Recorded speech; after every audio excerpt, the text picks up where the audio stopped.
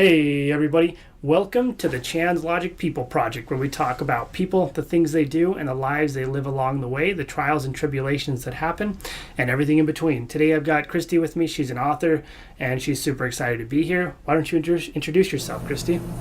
Hi Chandler, it's great to be here. Thanks for having me. I'm an author and I write spiritual fiction. And I just published last year a book about Jesus, and what's different about it, I guess, is that it's not a religious book per se. It's more about showing how all the religions in the world are similar, that at the root they all have the same message: love your neighbor as yourself, treat everyone nicely, and be a good person. So I felt at some point in my life that I wanted to write about how we are more alike than we think we are, and how we should try to accept each other with all the flaws and all the problems that we have in life, that we often have similar problems, even though we come from different parts of the world or from different religions or other cultures.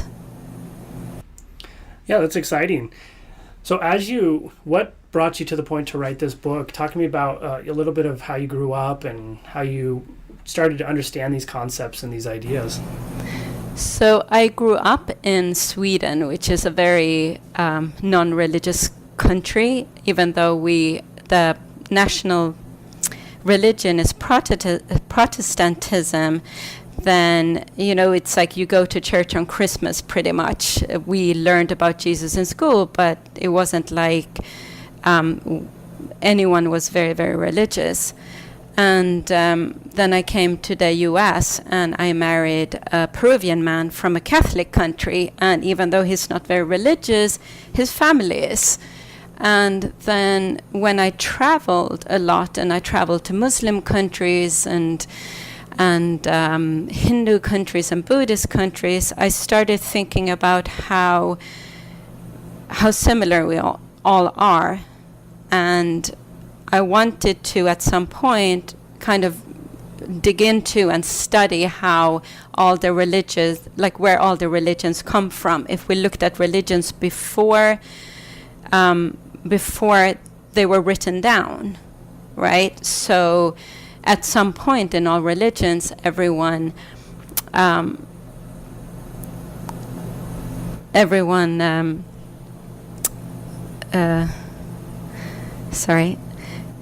At some point in every religion, then a guru came out, and or a priest or somebody who said, "Oh, let's live by these rules," and it was a way of controlling people.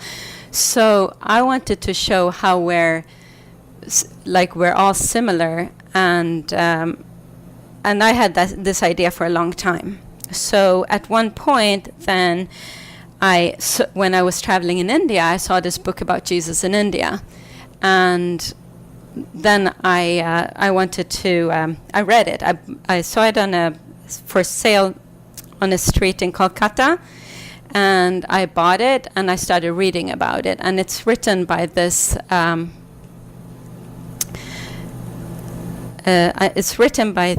Russian explorer, Nicholas Notovich, who went to India in 1880, and then he ended up in this Buddhist monastery in northern India. And a monk said to him one day, "Hey, do you know that your Jesus was here?" And this is a true story. There was a Russian traveler who went up to India, and then he said, "Why? Like, what are you talking about? There's like Jesus never came to India. He stayed in like Israel all his life, or Palestine." And this monk said, no, we have scrolls. And he read the scrolls to this Russian explorer. The Russian explorer, thought it was amazing, like how Jesus traveled through India and studied Hinduism and Buddhism and Jainism. And then how he came back to France, which, in those days, France was the center of the universe. And he came back to France, and he said to the cardinals and the popes, and he said that, "Look, I have this this story you never guess, like Jesus was in India. And they said, oh, no, like this, please don't talk about that. That's not true. Are you looking for money? Like, what is it you want? And he said, no, I don't want money. I want the world to know this. And they said, no, you like, please don't, like, please forget about this. And this adventurer, I mean, he was so fascinated by the story, so he decided to publish it anyways. So the church sent back like people to this monastery in India, and they said, hey, was there this Russian adventurer here? And they said, no, we don't know what you're talking about. So, then they published all over the newspapers, this guy was never here. But like during the years afterwards, a lot of swamis and like other people have gone to the monastery, and they've seen the scrolls. So when I read this book, then I thought, oh my God, this is what I meant to write. This is what I'm interested in. And I started studying it. And from knowing near to nothing about Jesus and really not having a preconceived opinion or a message, I just wanted to see how all the religions, like, how they fit together like a puzzle. And so that brought me to writing this book. So that's the long story. That's exciting.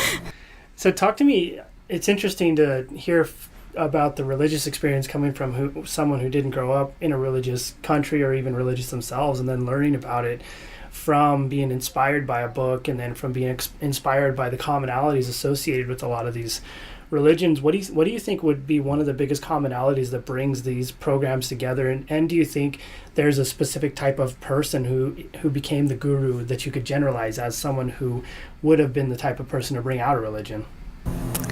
I think that in the beginning, then everyone wanted to, connect to spirit. So just to feel better, like we do today in meditations or prayer. But before, there were books, and there were, not everyone could read, not everyone had a church to go to. People would believe in the sun and the wind and the thunder gods and whatever was near to them. So at some point, I think the gurus and the priests, they came from somebody wanted to take leadership and kind of like take advantage of the gullible people and say that, hey, I know this better than you do, so you pray to the sun, but I can hear the sun speak, and I know what he says, so this is what he says. And maybe, I'm sure that everything started from a good place. Like everything started from, oh, I want to help you.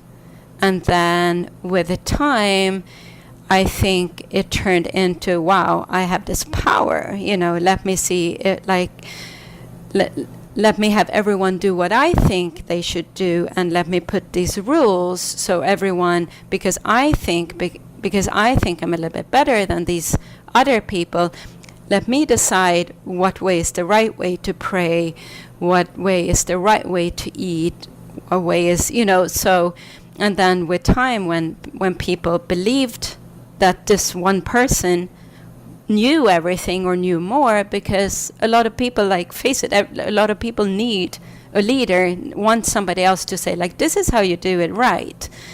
And then, the more power you get, the more power you want. And then I think that's where, religions turned into religions.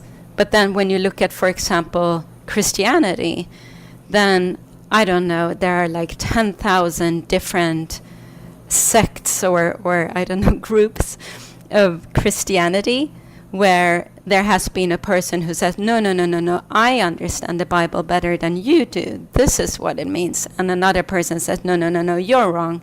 I'm right.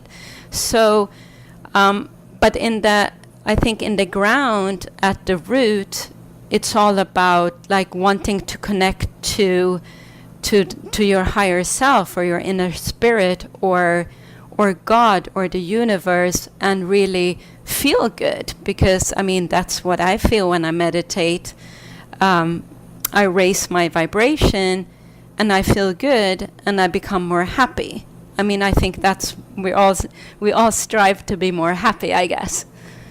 Yeah, that's a good point. I think the fundamental thing that people think of and want is to feel good, and they want to feel happy, and they want to feel like they belong to something bigger and something beyond themselves generally, and ultimately this leads to their happiness. And I think you have a good point here, to where a lot of the religions were started by someone who decided that they knew more, or that they had this idea, and then they spread that idea. And it's interesting that you bring up Christianity, and the idea spread into this really big movement. And when you see communities of people gather together, you see big movements splinter off and go into smaller movements, and you create these micro ecosystems underneath a larger ecosystem. So it's pretty neat to watch how it's gone up to 10,000 or more, and it's splintered off into all these different subsets of the religion and the organization that it is. Yeah, for sure. And so one of the like messages I had in the book that evolved as I was writing it was that the real God or the real answer is within you. Like, you have it all. Like, God is within you. You don't have to look for a guru. You don't have to look for a teacher. And even like Yeshua, who's Jesus in my book, and yeah, maybe I should say that it's fiction. So it's he has thoughts and feelings, and he falls in love, and he grows from like a little bit of an arrogant child into a master. So, but in the end, when he learns that, when he stops looking for a guru and he stops wanting to be a guru, he says that we are all God. God is inside, and the kingdom of heaven is inside you. Yeah, that's pretty neat. And it's the idea that we're always searching for what's outside and what we can find to help make us happy, or something that we can find to pursue our own spirit or happiness or whatever, really actually, like you're saying, comes inside. It's within our heart and souls. And if we understand that everything we need is deep inside us, deep inside within our spirits and our minds and our bodies, and I think we put ourselves in a lot better position. We start to understand that everything we do is a choice that we make to make ourselves better. It's a choice that we make to make ourselves happier, and it's really a choice that we can make to either make or break the position we're going to be in terms of happiness or sadness long term. Yeah, for sure. Totally agree with that. Yeah, so talk to me about as you were writing this book, it's interesting that it's a fictional story about basically someone who starts off and grows and becomes the master of their own domain or their own kindness and happiness. So talk to me about how your experience with a lot of the different religions you experienced came together to create this story of this character. So when I started writing, I read everything I could read about Christianity, about Jesus, about like all the, like I tried to find the most authentic sources.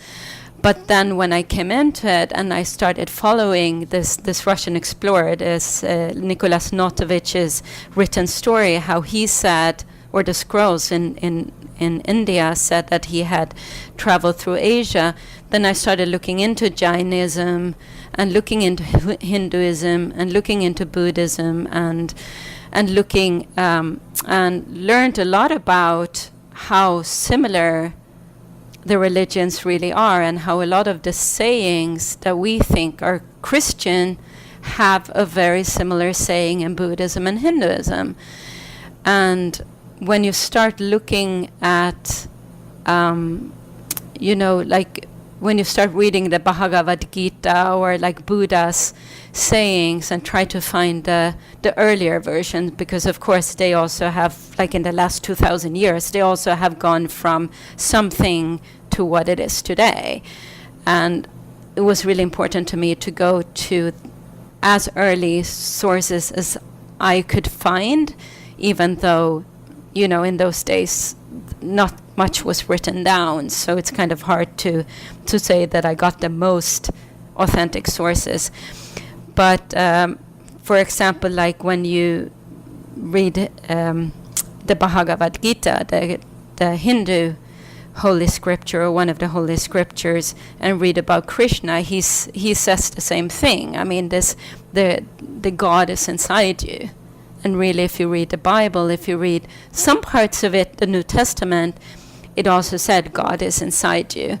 So, yeah, and Buddhism doesn't really have a God, but says that, you know, what you do is what matters, and you have to control your desires and thoughts in order to find happiness. Yeah, that's really interesting. And from talking to you a little bit, it sounds like a lot of the religions and the concepts behind them have the same underlying philosophy, the same underlying ideas. They're just interpreted a different way, like you were saying earlier, by different people who created different subsets and different religions based off of what they thought, and moved to different parts of the world and just organized themselves around that culture and that community and that experience. And it's really interesting that the religions would sprout up and have a similar thought process, but have a different experience based on the culture it's in. And have you noticed that the different type of culture versus Asia versus Europe versus North America have differences based on where they are in religion? Okay, what do you mean by that? Can you explain that a little bit? Yeah, would you say the ways there's North America, there's Europe, there's Asia. Do you think the religions in those areas have differences because of the cultures they've developed, where they're at? That's really interesting. Yeah, I think they do to some extent, because if you look in, Asia, then it's a lot about the I was just going to say, like the Buddha statues and the Krishna statues, but then again you have that in Catholicism as well. You have all the saints and everything like that. So I think it's more similar than we give it credit for, because everything is traditions, and everything is has come from somewhere, and has come from one idea and one thought, and has worked itself into a tradition, whether it's around food or lighting candles. But there's so many similarities. When I start thinking about it, we all sing songs, right? Mantras, or we sing in church, or we the Buddhist chant.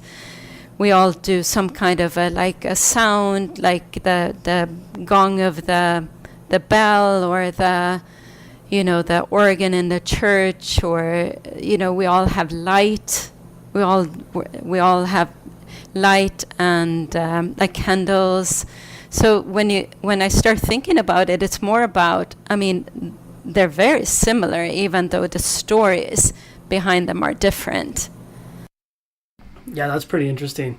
The fact that the concept has spread and stayed so close, even as it moves from culture to culture, continent to continent, and across the time domains. And in religions and the ones you studied and looked at, have you noticed that they've changed or evolved over time? And as we go from ancient to modern times, have you seen any sort of differences, or them adapting to what we're currently experiencing and seeing? Yes, definitely. It's funny because I work with an Orthodox Jewish man, and writing this story, I had to look into Judaism as well. And he was kind of the first religious Jewish people I met. So I would ask him questions, and I would ask him about the kosher meals, and I would ask him about that they have two kitchens, and what happens if you accidentally eat meat with a milky fork, or things like that. And he was very gracious. He would laugh a little bit, but he would explain all these things to me. And then they're wearing the yarmulke, or the kippah, the hat, and there's all these things that are Orthodox Jewish today, Jewish traditions that they live by. They would never, they would never err from it, not a single day of their life. These didn't exist 2,000 years ago. So these have come from I don't know, like a rabbi or somebody along the way who decided, oh no, we have to, like all the men have to wear the, the yarmulke. And when I started looking at Buddhism, it was the same thing. A lot of the rules that exist today did not exist way back when. And right now I can't think of a good example, but the same thing happened with Christianity. Like the first disciples, they didn't, Jesus never baptized, for example. How many people know that? His disciples started the baptizing ritual, and I believe it wasn't even his disciples. I believe it was St. Paul who started, who came from a completely different place and said he had met Jesus in spirit, who never met him in life. And he is actually the founder of Christianity as it is today. It's not really Jesus, it's really St. Paul who created it. But so, like, baptism didn't exist. What else? Like prayer, I think the way we pray, like clasping our hands, that didn't exist. All these things come from somewhere, and they were evolved after the fact. That's pretty interesting, especially the idea that Jesus didn't baptize, and a lot of people live by that and don't have no idea. I think it's incredible the way things evolve. And do you have any thoughts on why these things came about, or for what reasons? Well, the baptism, I think, is like, a way of initiating people into the religion and saying, like, okay, now I baptize you, and now you have the spirit of Jesus in you. I think it's how it goes. I'm not so religious, but the baptism is like an initiation. I believe that the Hindus also have initiations, like they put a scarf over their heads and they use incense and something to initiate them to the religion. And the Jewish have their bar and bat mitzvahs. So I think the baptism is, it's one of the initiations into religion, but I think it makes sense because it's a way of, when you're starting a religion, saying, oh, you're not really you're not really in the club until you have been baptized. So are you okay with baptizing? And then when you're baptized, you're like, okay, you're in now, you can never leave. So it makes sense. Yeah, that totally makes sense. And when you think about the way cultures and people who work together in groups work, there has to be some sort of initiation, right, to make them feel, like you're saying, connected and to keep them in. And it's initiating them into the club, indoctrinating them into the culture, and making sure they're aware that now they are part of it. And it's their now it builds a tradition to continue spreading that and continue building that to future cultures. And so I think it's a really neat and interesting concept that came out of religion, and the fact that there is an initiation rite, basically. Yeah, and water is another thing that exists in all the religions. The Hindus, they take their holy bath in the morning.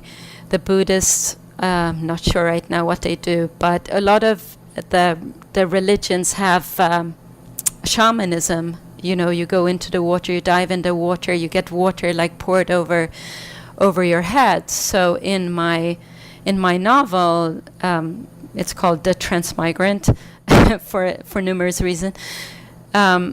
In my novel, then Jesus, he, like what Yeshua then in the novel, when he goes to India, he goes and chants in the water. He is like initiated with water on his head.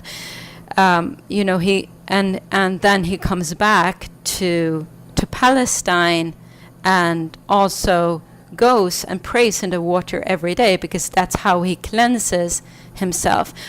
Judaism also, they have the mikveh purifying baths. So water is like constant in almost all religions. So in that sense too, baptism makes a lot of sense. Yeah, definitely. And It's interesting that water has such a fundamental basis in our lives, both biologically and the concept of how religions work. Do you see any fundamental or underlying similarities there in terms of the fact that we basically were born in water and we're baptized and all these rites come in from water? I think that biologically speaking, since we're 80% water, it makes sense that we become one with God when we're in water, because we're water in water. So so I think that's a thing I haven't thought about before, really, but it makes sense, right? So we want to be connected to God or spirit, and then when we're in the water, we become one with what, if you call God what is. We become one with it. Yeah, that's interesting.